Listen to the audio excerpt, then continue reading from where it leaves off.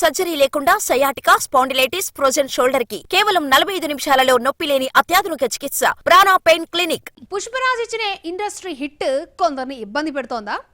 తమకున్న వ్యక్తిగత చిరాకులను పుష్పరాజ్ పై ఎందుకు చూపిస్తున్నారు? పుష్ప 2 పై కామెంట్ చేసిన ప్రతి సెలబ్రిటీతో బన్నీ ఫ్యాన్స్ సారీ చెప్పించారా? పుష్ప 2 1000 కోట్ల క్లబ్ లోకి జస్ట్ 6 రోజుల్లో వెళ్ళింది. ఒక్క హిందీలోనే 400 కోట్లు అవలేలుగా కొల్లగొట్టింది. ఇవన్నీ చూసిన కొందరు సినీ సెలబ్రిటీలు ఆల్రెడీ నడుస్తున్న నెగిటివ్ క్యాంపెయిన్ కు ఆద్యం పోస్తూ ఇండైరెక్ట్ గా ఓపెన్ స్టేట్మెంట్స్ ఇవ్వడం బన్నీ ఫ్యాన్స్ ఆగ్రహానికి గురయ్యేలా చేసింది. దీంతో ఎవరికి వారు టర్న్ తీసుకోవాల్సి వచ్చింది.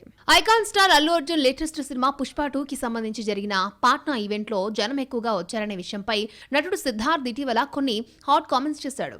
బీరు బిర్యానీ ఇస్తే ఎవరైనా వస్తారంటూ పరోక్షంగా సదరు ఈవెంట్ పై సిద్ధార్థ్ కామెంట్స్ చేశాడు. దీంతో సోషల్ మీడియాలో అతన్ని బాగా ట్రోలింగ్ చేస్తున్నారు. దీంతో తనకు అల్లు అర్జున్ పై ఎలాంటి ద్వేషం లేదని, పుష్ప 2 ఇంత గ్రాండ్ సక్సెస్ అయినందుకు తాను కూడా సంతోషిస్తున్నానని సిద్ధార్థ్ చెప్పుకొచ్చాడు.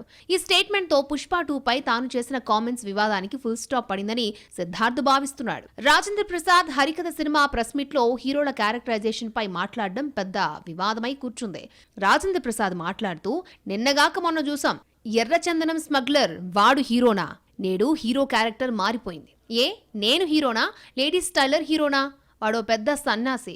అప్పులప్పారావు హీరోనా? వాడు వెధవ. ఏప్రిల్ 1 విడుదల, వాడొక పెద్ద దొంగ. ఇవన్నీ మన చుట్టూ ఉన్న పాత్రలను హీరోలుగా చూపిస్తూ సినిమాలు తీస్తున్నారంటూ కామెంట్ చేశారు. అయితే ఆ కామెంట్స్ ని తప్పుదారి పట్టిస్తూ అల్లు అర్జున్ పై పుష్ప సినిమాపై కామెంట్స్ చేశారంటూ ఇష్టం వచ్చినట్లుగా కథనాలు వెలుగులోకొచ్చాయి. దీంతో నటకిరీటి బన్నీ తన కొడుకు లాంటి వాడని, అతనిని నేనెందుకు అలా అంటానంటూ వివరణిచ్చుకోవాల్సి వచ్చింది.